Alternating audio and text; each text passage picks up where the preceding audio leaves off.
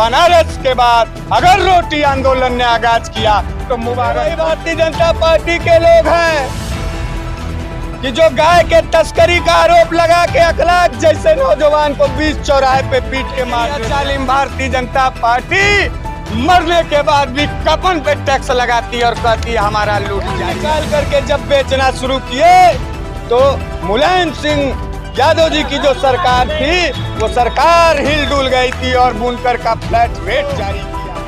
इस देश के अंदर, इस मुबारकपुर के अंदर और पूरे प्रदेश के अंदर भगत सिंह यूथ फ्रंट के द्वारा रोटी आंदोलन चलाया जा रहा है।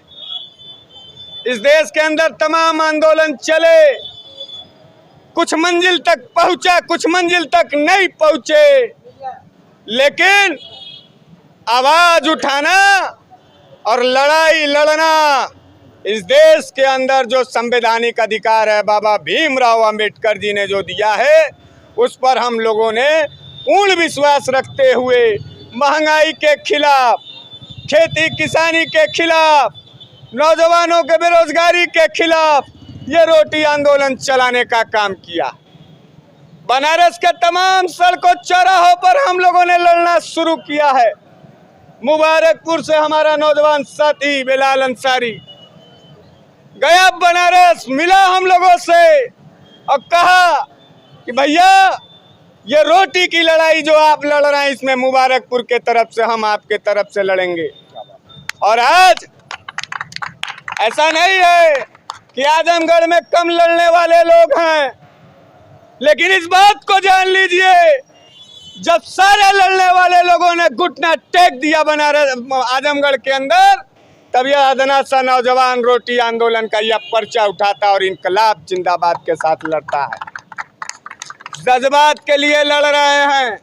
यहाँ जितने लोग खड़े हैं वो अपने परिवार के लिए लड़ने के लिए आए हैं, अपने समाज को जिंदा रखने के लिए लड़ने आए हैं, यह बात कहने के लिए आए हैं कि नरेंद्र मोदी और योगी बाबा का जो सरकार है वो रोटी महंगा कर दिया है, जिंदगी महंगा कर दिया है। सारी गरीब आदमी मर जाएंगे, एक रोटी नहीं मिलेगा भैया जी। और जिंदगी महंगी हो गई है। इस जिंदगी को पूरा करने के लिए हम लोग योगी सरकार के सामने रोटी आंदोलन का आगाज किए हैं। बनारस में लड़ रहे हैं, उत्तर प्रदेश के तमाम जिलों में लड़ रहे हैं और उसी क्रम में आज यहाँ मुबारकपुर के इस रोडवेज चौराहे पर खड़े हैं।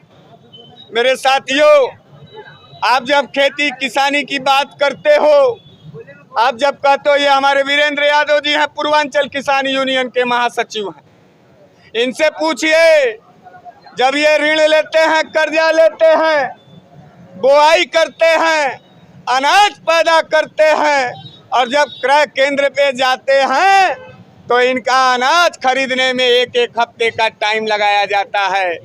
जानबूझ करके रोका जाता है कि अगर इस किसान का अनाज नहीं खरीदेंगे तो बेबस होकर के ये कारपोरेट घराने के तरफ जाएगा, वहां अपना अनाज सस्ते में बेचेगा और उसके बाद अडानी अंबानी का राज चलेगा और 40 रुपया किलो आटा बिकेगा। आज इस बात को जानिए, इस साजिश को समझने की कोशिश करिए। जिंदगी के साथ कोई खिलवाड़ नहीं करना चाहिए। राजनीति एक अलग बात है, राजनीति आती है जाती है, सरकारें बनती है गिरती हैं, खूब बात करिए राजनीति का, लेकिन जब जिंदगी के ऊपर आफत आवे तो सरकार के सामने सीना तान करके बेखौफ होकर के खड़े होइए और इनकलाब जिंदाबाद का नारा लीजिए।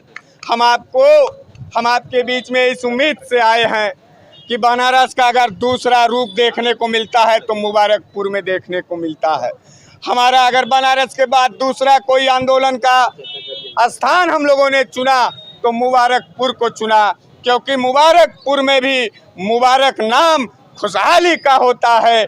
बनारस के बाद अगर रोटी आंदोलन ने आगाज किया तो मुबारकपुर से किया। मुझे उम्मीद है कि पूरे उत्तर प्रदेश में रोटी आंदोलन के लिए मुबारकबाद दी जाएंगी और इसी मुबारकबाद के चौराहे से दी जाएंगी।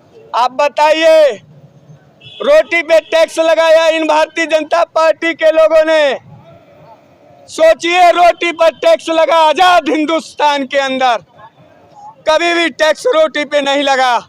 और तो और मेरे नौजवान साथियों, मरने के बाद लोग कहते हैं इस जमाने में सारे हिसाब किताब खत्म हो जाते हैं, लेकिन यह जालिम भारतीय जनता पार्टी मरने के बाद भी कफन पे टैक्स लगाती है और कहती है हमारा लूट जारी रहेगा।